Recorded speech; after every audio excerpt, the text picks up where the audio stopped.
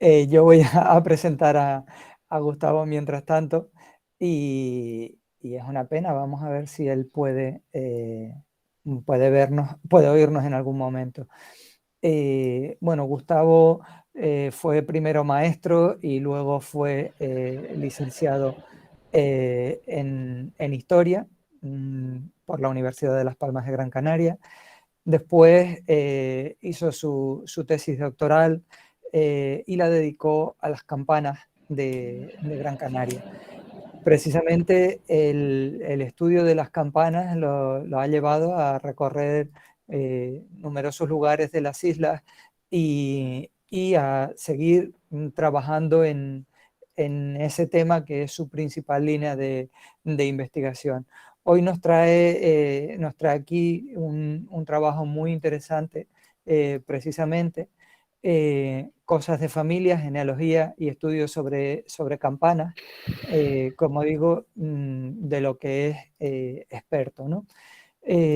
Vamos a ver si podemos comunicarnos poco a poco con él y bueno, voy a pasarle ya la palabra. Vamos a ver, Gustavo. Bien, buenas tardes a todos y disculpen, en fin, a veces uno se enrolla un poco con las nuevas tecnologías. Bien, mi intervención creo que va a ser bastante breve, ¿verdad? El título de mi conferencia es el que ven ahí, Cosas de familia, genealogía y estudios sobre campanas. Precisamente el estudio de las campanas es mi principal línea de investigación, ¿no? En la actualidad estoy llevando a cabo el inventario de campanas de las islas de Fuerteventura y Lanzarote. Hace algunos años, pues, tuve oportunidad de dedicar mi trabajo de tesis doctoral a las campanas de Gran Canaria. Fruto de ese trabajo, pues, el pasado año la editorial Ediciones Idea, pues publicó un libro con el título de Campanas Históricas de Gran Canaria, ¿no? Y aquellos que estudiamos campanas, pues sobre todo hacemos trabajo de campo. Subimos a las torres de las iglesias generalmente, accedemos a las espadañas en busca de campanas para tomar nota de las inscripciones que estas tienen, para describir o estudiar sus motivos iconográficos, sus decoraciones, ¿verdad? Sobre todo se hace trabajo de campo, pero también en ocasiones pues tenemos que recurrir a los documentos, ¿no? Y en ocasiones también tenemos que recurrir a los estudios de genealogía, a los estudios de reconstrucción familiar, porque como vamos a demostrar y como fue habitual durante toda la Edad Moderna, muchos oficios pues se iban transmitiendo de generación en generación de padres a hijos, y el de los campaneros pues no era diferente en este sentido, ¿no? Este estudio pues se centra en dos familias, en la familia de los Pérez Barreto, que eran campaneros o mejor dicho fundidores o constructores de campanas, y en la familia de los Sánchez, que tenían a su cargo el tocar, el tañer las campanas de la Catedral de Canarias o de Santa Ana. Yo espero que se me esté escuchando bien. Bien, como les he dicho, pues a Canarias ya desde los primeros instantes posteriores a la conquista, pues se comienzan a traer campanas. Al principio, al abrigo de comercio de azúcar, se traen muchas campanas procedentes del norte de Europa, campanas flamencas. Ya posteriormente comienzan a traerse campanas especialmente andaluzas. Andando el siglo XIX surgen las primeras campanas inglesas. Ya a lo largo del siglo XX pues comienzan a llegar campanas, sobre todo de fabricación nacional, también muchas de ellas procedentes de América, ¿verdad? Pero al mismo tiempo que se importaban, que se traían campanas, ¿verdad? Desde diferentes lugares de Europa o de América. En Canarias también existieron fundidores, constructores de campanas naturales de aquí, del archipiélago, ¿no? Y los Pérez Barreto son un ejemplo de constructores, de fundidores de campanas que eran naturales del archipiélago, concretamente de la localidad de La Orotava en Tenerife, ¿no? Y bien, documentalmente, aunque como les dije al principio, mi trabajo sobre todo se basa en el trabajo de campo, ¿no? Visitar, subir hasta las torres, los campanarios. También he utilizado como recurso importante para mi labor investigadora, pues los protocolos notariales, porque en los protocolos notariales también aparecen bastantes noticias sobre este oficio, ¿no? Y precisamente sobre estos dos constructores, Domingo y José Pérez Barreto, a lo largo de estos años he podido encontrar algunas referencias sobre su labor como constructores. No son muchas, pero sí algunas, ¿no? Que son las que les voy a decir ahora. Precisamente sobre Domingo Pérez Barreto, aparece en la documentación como campanero y latonero. Él era natural de la Orotava, de Tenerife, y sobre él pues tengo algunas pocas referencias, ¿no? Todas localizadas o datadas en la década de 1780, aunque probablemente su actividad fue mucho más amplia, ¿no? Así, por ejemplo, sabemos que el 8 de junio de 1781 se compromete a fundir una campana para el convento de Nuestra Señora de Guadalupe y de San Pablo en Adeje, en Tenerife. El 23 de agosto de 1782 se compromete a fundir una campana para la parroquia de la Concepción de la Laguna, también en la isla de Tenerife. En 1787 se compromete a fundir 2 campanas para la iglesia de Nuestra Señora de Guadalupe en Teguise, en Lanzarote. Esto era también habitual, ¿no? Los campaneros, aunque tenían taller, también iban itinerando, ¿no? Y se desplazaban allí donde sus servicios eran requeridos, al igual que cualquier otro tipo de artista o de artesano de la época.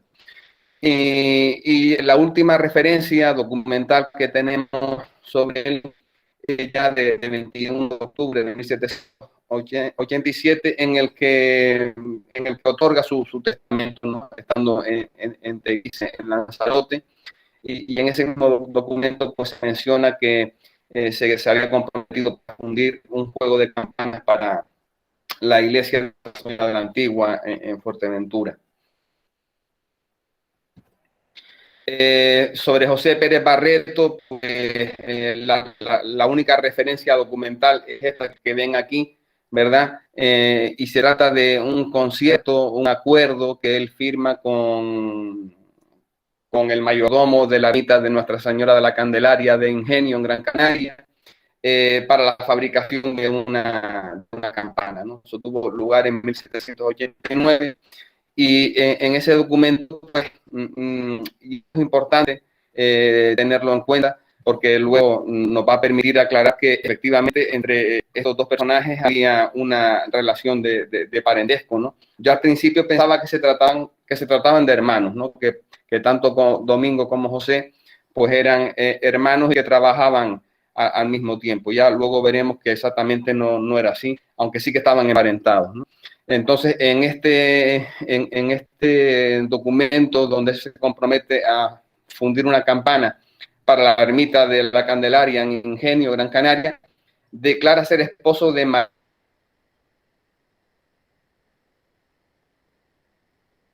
María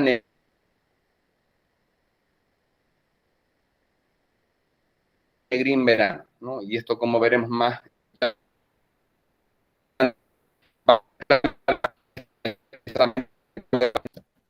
aquí tenemos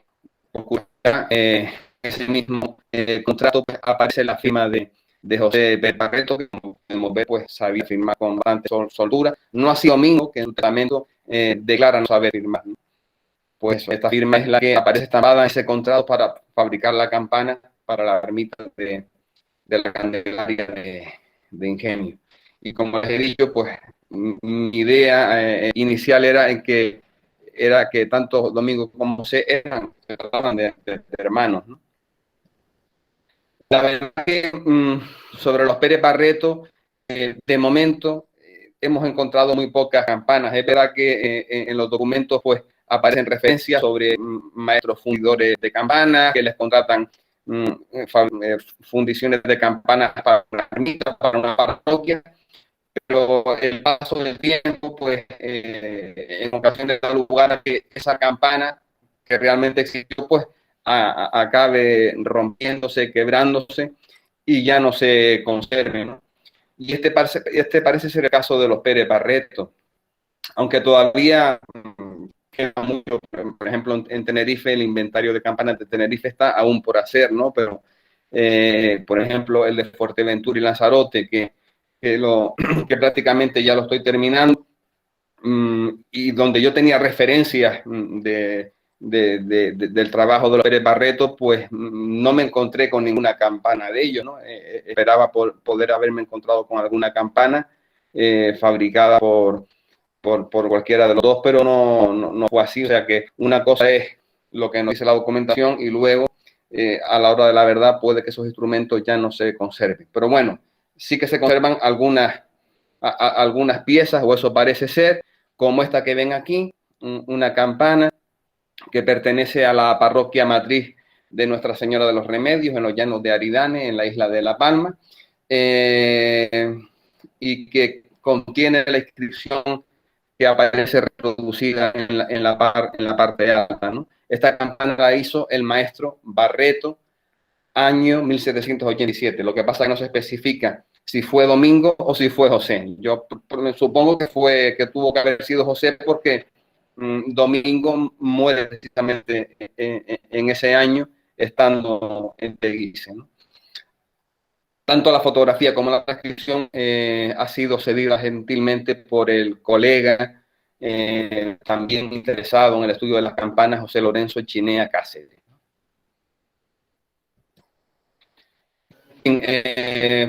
Pues yo al principio, como les decía, eso pensaba, pues bueno, José Pérez Barreto, Domingo Pérez Barreto, probablemente se trata de dos hermanos que trabajan al mismo tiempo.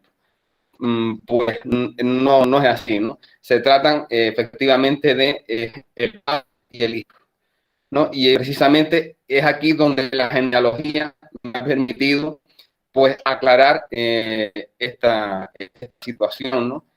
Sin duda, el estudio de las campanas, pues no solamente se trata de subir a las torres, de describir las campanas, de describir sus letreros, sus inscripciones, sino si queremos tener un conocimiento mucho más profundo de lo que significó este oficio, pues también tenemos que recurrir a los documentos y tenemos que reconstruir y tenemos que recurrir a la genealogía, ¿no? A la reconstrucción familiar, y gracias a ella, pues finalmente pudimos averiguar de que Domingo es el hijo, en este caso, de José Pérez Barreto, ¿no?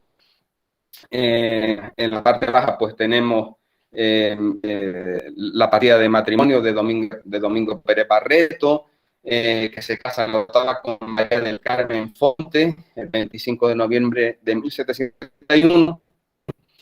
Y en esa partida de matrimonio figura como hijo de José Pérez Barreto, esposo de María Negrín Verano, que como se recordarán, apareció mencionado justamente en ese contrato que se firmó en 1789 para la construcción de una campana para la ermita de la Candelaria de Ingenio. En fin, este es un ejemplo muy sencillito, pero que creo que demuestra, en este caso, de la genealogía para reconstruir una familia, en este caso, de fundidores de campana. En todo caso, se trata de una genealogía que aún está por acabar.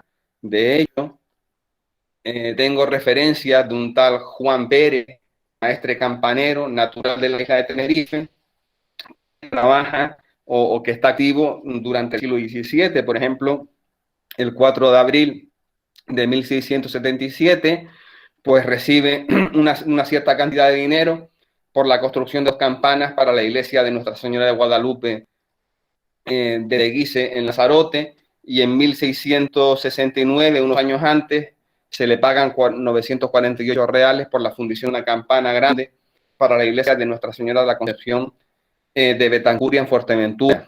Yo tengo la sospecha de que este Juan Pérez puede ser precisamente quizás el abuelo o un antepasado tanto de Domingo como de José, pero claro, tendré que reconstruir, que recurrir a la genealogía o a la reconstrucción familiar para poder finalmente averiguar si es así o no. Por cierto, tengo que decir que durante toda esta labor de investigación genealógica, en ocasiones acudo a los archivos, ¿no? Pero también en otras ocasiones me ha ayudado de otros compañeros, ¿verdad? Y quiero nombrarlos, y que seguro que a todos ustedes les suena, ¿no? Como es el caso de Lorenzo Santana Rodríguez y Juan Ramón García Torres, que me han ayudado en toda esta reconstrucción familiar, ¿no?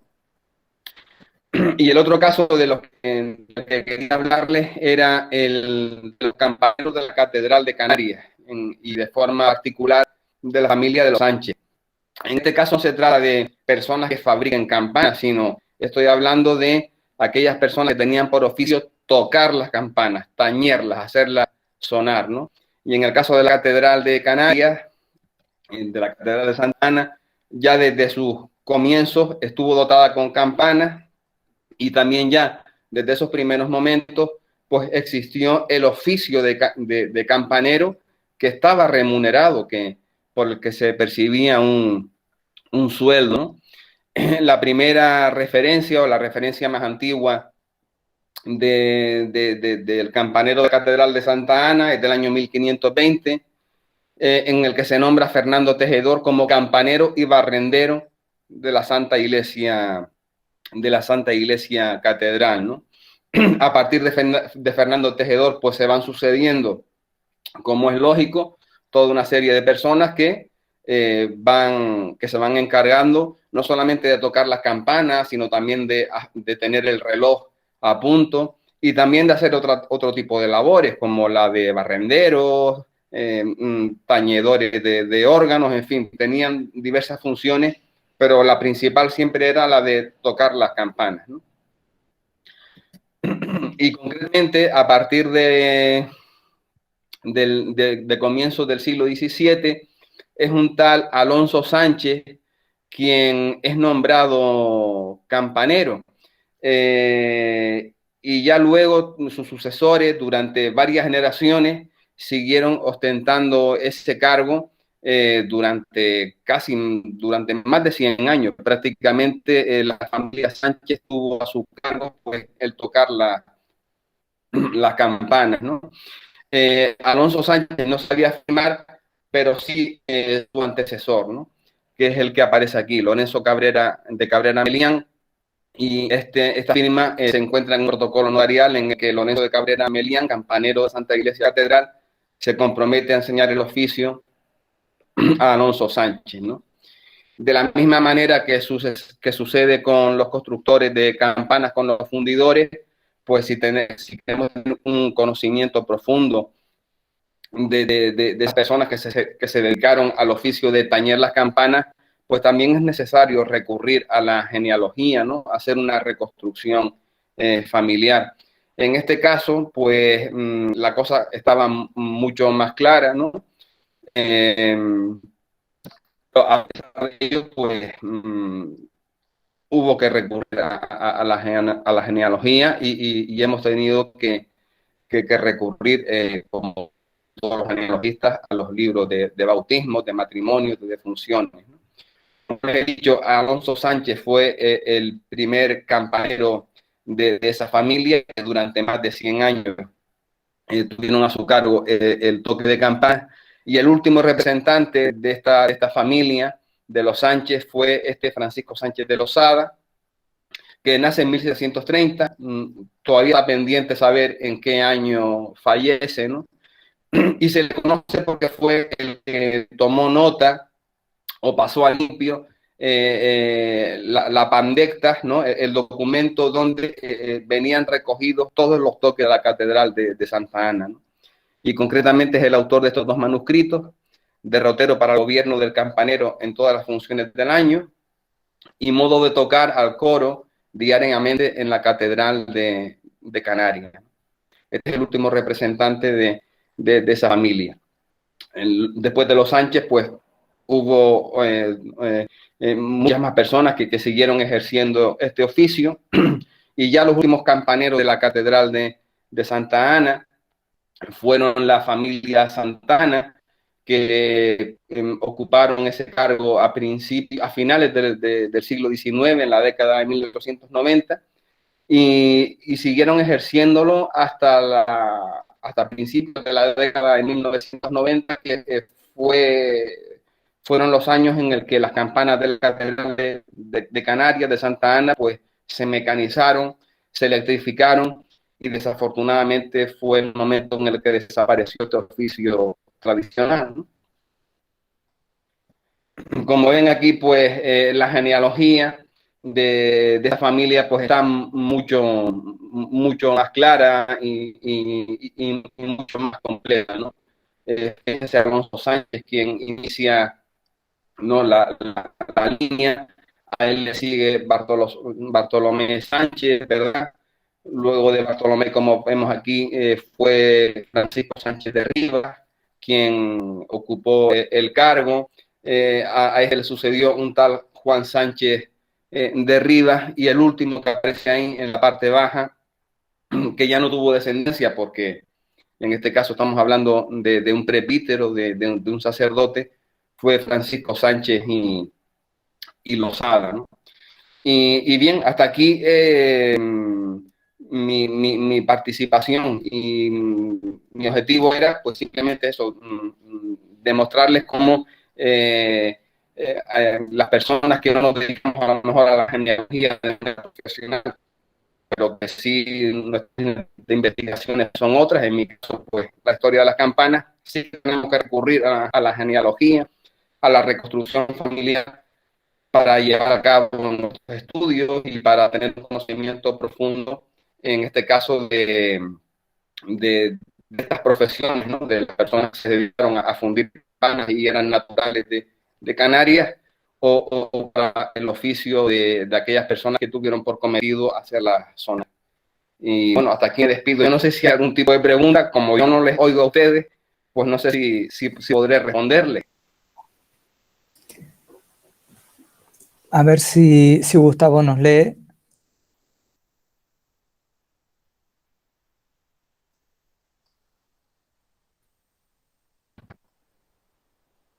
A ver si por lo menos nos puede. A ver. Estoy viendo aquí que me ha pasado un enlace, José Antonio, sobre una campana Vale. del año 1803. Sí, es la campana que ha puesto Miguel Ángel aquí en el chat. Vale. Me preguntan sobre esa campana, veo, ¿no? Voy a Miguel mirar el Ángel chat. le preguntas sobre la campana o le haces un comentario sobre la campana.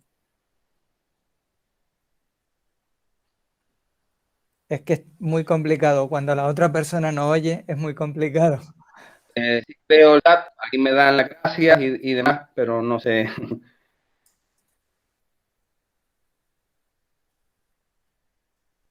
Me habían mandado aquí un enlace, José Antonio, por WhatsApp, de una campana que está en la guía de los realejos del año 1803. Probablemente sea una campana inglesa, y me suena probablemente de la familia de un fundidor llamado John Warner. Me suena a que pueda ser una campana de ese tipo. Ah,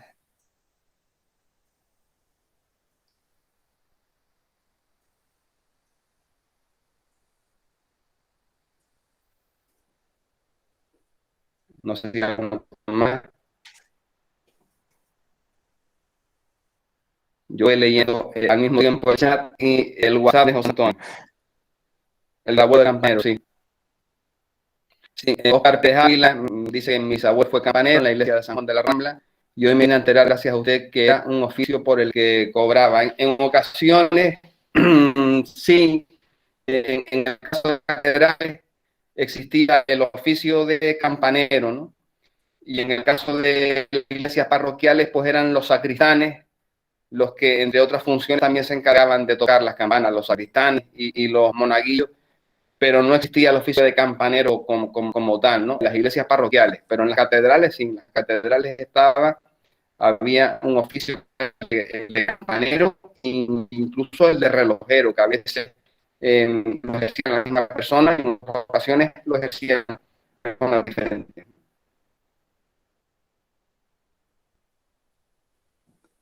Bien. Estoy aquí mirando el resto de comentarios, pero veo que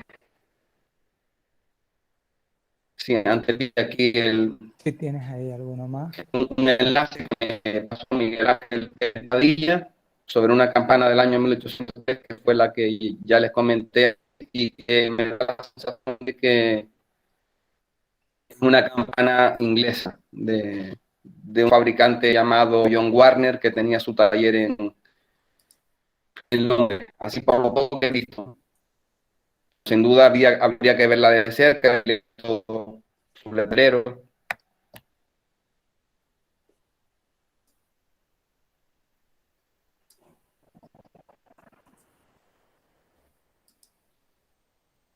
Estoy aquí leyendo otro mensaje de Yo le estoy WhatsApp de compartiendo a Félix Gustavo al González, mismo tiempo el WhatsApp. que dice: gracias por tan buena presentación, muy interesante la investigación de la genealogía dentro de las profesiones y los edificios de la época. También se ve como la iglesia fue totalmente el centro de la vida social, eso es verdad. Vi que una firma tenía el apellido Barreto con 2 T en lugar de con una, pues no recuerdo, tendría que ver. Lo que sí que estaba escrito con V, ¿no? Y eso, bueno, es igual que vemos no con una sola T, pero es verdad que aquí aparece, como pueden ver, no sé si lo ven, escrito con V, bueno, y era lo mismo que vemos en los protocolos, en los documentos de la época, donde no había normas ortográficas, pues lo vemos igualmente reflejado en las inscripciones de esas campanas antiguas. Después me preguntan, José Antonio de la familia, si me he encontrado con el apadrinamiento de campanas, es decir, un grupo de vecinos que se unen y ponen en común su dinero para comprar alguna campana. Sí, efectivamente, sí. Incluso en ocasiones se menciona por escrito. Hay inscripciones donde se dice que la campana fue costeada por los vecinos, ¿no? O en otras ocasiones era algún personaje de la élite local, en fin, el alcalde, el sacerdote, el mayordomo, alguien adinerado, quien ponía dinero para comprar la campana, y en ocasiones se hacía costar eso por escrito. Después también eh, las campanas, antes de ponerse en uso, pues se bendecían, ¿no? Y en ese acto de bendición es verdad que siempre actuaban una serie de personas como padrinos o madrinas de ese instrumento musical que iba a ser puesto en uso.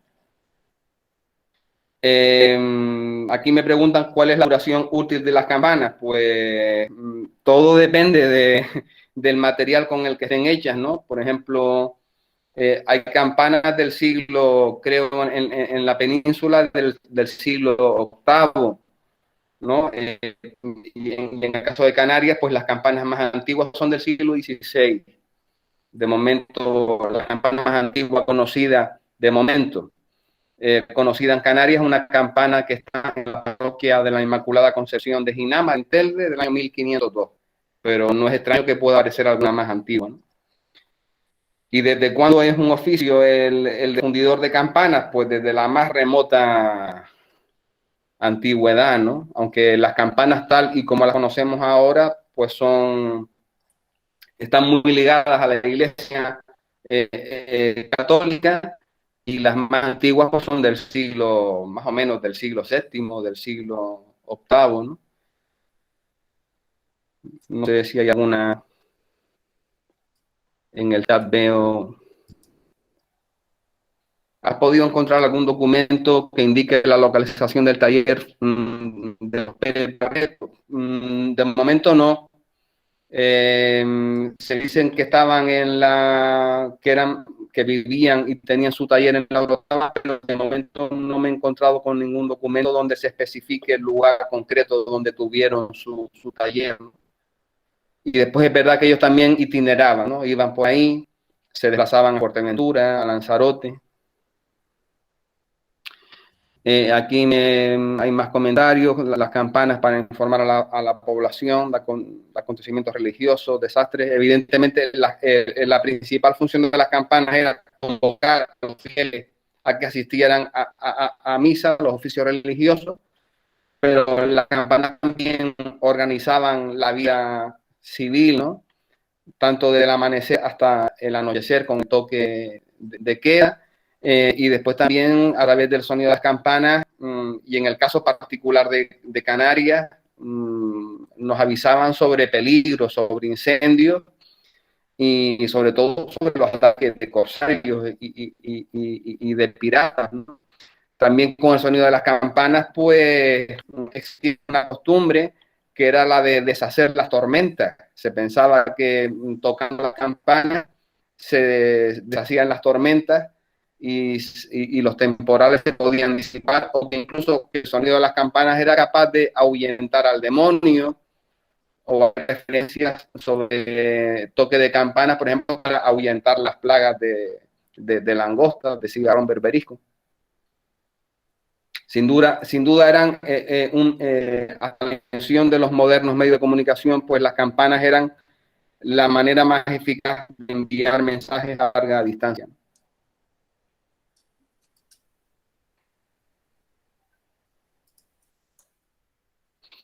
Me preguntan aquí si se puede saber el sexo de la persona fallecida por el número de tañidos.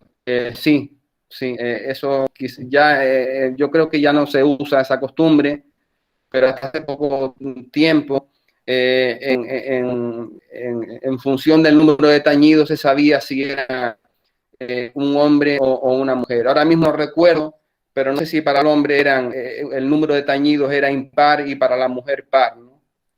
O quizás al revés. Y en el caso de las criaturas, pues no se doblaba, sino que se repicaba. Y José Antonio me está diciendo ya que creo que tengo que despedirme, ¿no?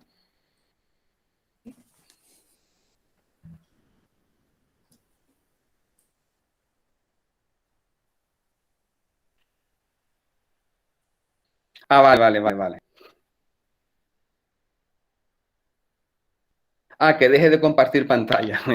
¿Y eso cómo se hace?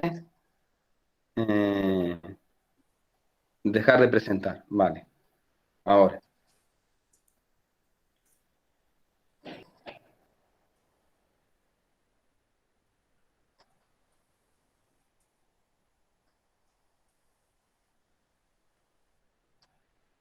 No sé si hay más preguntas por ahí. No sé, alguna pregunta más que yo pueda responder, claro.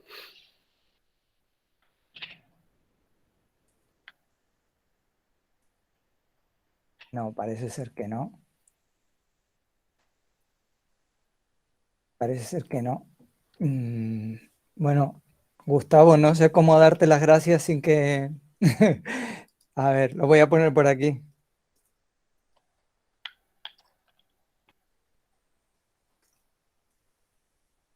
Nada, muchas gracias a ustedes. La verdad que ha sido una conexión un poco extraña, pero bueno, hemos solventado la situación. Sí, sí, la verdad es que sí.